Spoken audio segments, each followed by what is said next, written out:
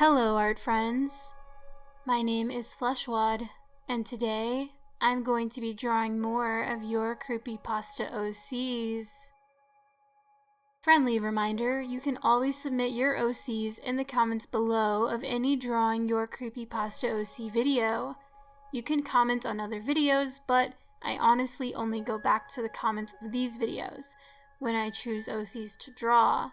Also, it is very important to put at least a little bit of a description of your OC and what they look like, /wear/act like. It really helps in the drawing process. You can also submit by using a link to DeviantArt, Twitter, Instagram, etc. And if you want to follow me on any of those websites, you can find all of that information in the description box below. Today, I have 3 very creepy OCs for you. And also, by the way, I am going to be drawing in Photoshop for the entire video. Thanks again to my special patron Onirofon for supporting me through Patreon. I was able to purchase a 1-month subscription for Photoshop with his donations, and I cannot thank him enough. If you are interested in supporting me and getting shoutouts, sneak peeks, commissions, please visit my Patreon, also in the description. Now on to the OCs. Make sure to watch this video in the dark, with the lights off and your headphones on for the best viewing experience. Our first OC was submitted by only Andi. My OC isn't exactly a creepypasta, but some of my friends and Amino followers said it was creepy. His name is Connor, and he is a tall 17-year-old boy. He has long, greasy blonde hair, which has strands dangling over his face. He wears a hospital gown with a hoodie over the top. The gown is stained in blood. His eyes are constantly closed, but very rarely he manages to lift his right one the slightest bit. Now for the backstory. He was a young 7-year-old boy who loved nothing more than sleeping. He would sleep whenever he could, at school, on the train, in the garden, you name it, he slept there. After he slept for a full 13 hours, his mother snapped. She had been attempting to be nice until that moment. She threatened to burn his head to the ground along with his pajamas. After a 30-minute argument, the boy ran out of the house crying. His mother shouted at him to come back, but he ignored her. Blinded by his tears, Connor ran out onto the road. He heard the horn of a car and turned his head to look, but he never even saw the car. It hit him, and he felt himself go flying. He heard his own scream. He heard his mother screaming with terror for her child. He heard his father crying into the phone for an ambulance. He could hear them, but he couldn't move. He tried as hard as he ever had to hug his mother, but couldn't. Later in the hospital, he overheard a doctor explaining to his mom that he was in a coma, a bad one.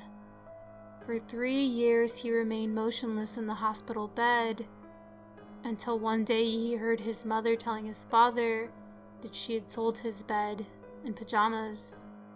Hearing this, the boy started screaming on the inside. He strained his arms to try and grab one of his parents, but they were so heavy. Suddenly he did it. He grabbed someone's arm. He couldn't tell who, but he just wanted to hurt them. He sat up and grabbed something sharp from his bedside table and started scratching the person's face. He heard multiple screams, including his own. Multiple doctors tried to grab him, but he wanted to hurt people. He sliced the doctors who came near him with his sharp object. Finally, he felt the person fall to the floor. His mother carried on yelling. He realized he had grabbed his father. He grit his teeth and tried to jump at his mother, but was too weak to move his legs. He heard his mother running out of the room. After 7 more years of no visitors, no movement from his legs, he tried one more time. He moved his toe. He felt it. 10 minutes later, he was running down the halls. He could sense where things were, even with his eyes closed. He is still in a coma, but can move all he wants. He has been trying to find his mother, to ask her to buy his things back, but no matter how hard he searches, he finds nothing. He now focuses on keeping children awake. If they sleep too much, he stands outside their window and smiles to make them stay up. But he is happy like this because he can sleep forever. Very creepy. If I saw a man standing outside my window in a hospital gown, just smiling, and his eyes were not even open, I would be very creeped out. By the way, in the comment, only Andi says that they're sorry if this is too long to put in a video, but honestly, long OC stories are not an issue at all. In fact, I found a couple that are really, really interesting and very long, and I might make separate videos for those altogether. In other words, a dedicated video to one OC. What do you guys think about that? Let me know down below. Our next OC was submitted by Anime Kitty. Name, Serena Jackson. Looks, she has long, dirty blonde hair, a ripped up schoolgirl outfit, kinda like the ones in Japan high schools, and is missing an eye. She is covered in blood and has a large sharp knife. Her other eye is blue and very pretty. Age 16. Serena was the daughter of a very rich mother and father. She was an only child. Serena was very beautiful. Her mother took advantage of her beauty and signed her up for many pageants. Serena always won, but was never happy. In fact, Serena was sad. Her mother only loved her because of her beauty, and her father only loved the money she won in the pageants. Serena was famous for her beautiful blonde long hair and her eyes. Her eyes were very pretty.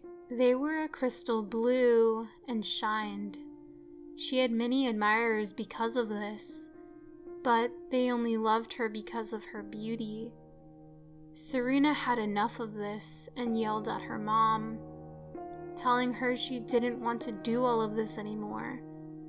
But her mother yelled at her, saying, "You should be proud. You're beautiful and rich. You have everything a girl wants." Serena ran into her room crying. A few days later, at school, a boy walked up to Serena and tried to win her over, reminding her of her beauty. Serena was mad. So mad. She choked the boy and beat him up, so much he stopped breathing. She soon beat him to death. Serena lost her sanity and ran home. She was covered in blood and her hair was messy when she walked in the door. "Serena," said her mother, "you're so dirty and messy, clean up now." Serena went insane. She ran to the kitchen and grabbed a steak knife. "If tearing myself apart means I'll be myself," she screamed, "then I'm doing it." Serena plunged the knife into her right eye and ripped it out. She quickly went to the hospital. A few months later, when she could go home, she looked in the mirror of the bathroom and said, "It's perfect. I'm fine now." Her mother screamed at her, telling her she needed a fake eye, but then Serena grabbed the steak knife from the kitchen and stabbed her mother in the heart. Serena is now a murderer. She kills anyone who cares about beauty more than the inside. All this world cares about is looks. It's dirty and selfish. I'll kill anyone who judges the look of a person. The end. If you read this and aren't Fleshwood, wow, you read my cringy story. Nice. Sorry this OC looks so sketchy and messy. I'm still getting used to Photoshop and playing around with the brushes, but I hope you like my drawing anyways. Because I really, really loved your OC, Serena. Our last OC was submitted by the siblings. Name, Crybaby. Date of birth, Halloween Day. Crybaby was an unwanted young girl. She was hated and spent most of her time crying in the corner of her room. The only outfit she wore was a blood-red dress with matching shoes. Her mom had recently died, leaving her drunken father home every night with a bunch of drunk buddies. Her father hadn't even realized what she liked to draw late at night. She would draw pictures of her holding her teddy, stabbing her father. Her tears welled up, turning her eyes blood red. However, she seemed to see just fine. One night, she broke out of her room, yelling at her father, screaming and crying. Then it happened. She fell unconscious. Her father laughed because he thought she was dead, but his daughter began to create an evil, little sinister laugh. Her eyes welled with tears till they became red. She said, "Why don't you love me? Why won't you just draw with me?" Her blood-red eyes gazed into her father's, and the rest? Well, no one knows. Did she kill him? Did she take him away? Did the father run away? No one knows, but people say every Halloween they still hear the haunting words she said last. "Why don't you love me? Why won't you just draw with me?"